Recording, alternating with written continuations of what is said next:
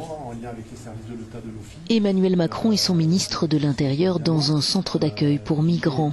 Avant leur visite à Calais, ville emblématique de la crise migratoire, ils se sont arrêtés dans cette structure à Croisilles, où sont hébergés ceux qui attendent de savoir s'ils auront le droit de rester en France ou de se rendre au Royaume-Uni.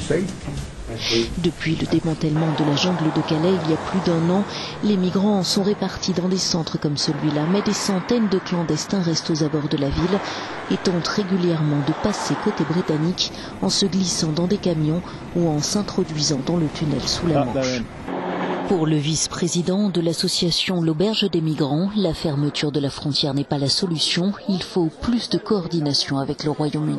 Le scénario minimum de changement, ça serait que la Grande-Bretagne puisse examiner sur le sol français, pas forcément à Calais parce qu'il va y avoir un effet, là pour le coup d'appel d'air comme dit souvent le gouvernement, peut-être à Paris, qu'elle puisse examiner des demandes d'asile et des demandes de rapprochement familial sur le territoire français. L'étape suivante, ça serait effectivement de rouvrir la frontière et de permettre que les gens traversent la Manche et une fois arrivés de l'autre côté de la Manche, à Douvres, puissent effectivement entamer une démarche d'asile. Ce qu'ils font aujourd'hui, mais après avoir traverser la Manche au péril de leur vie. Le président français se rendra justement au Royaume-Uni ce jeudi pour discuter de Calais avec Theresa May. Il veut notamment revoir les accords du Touquet qui fixent la frontière côté français.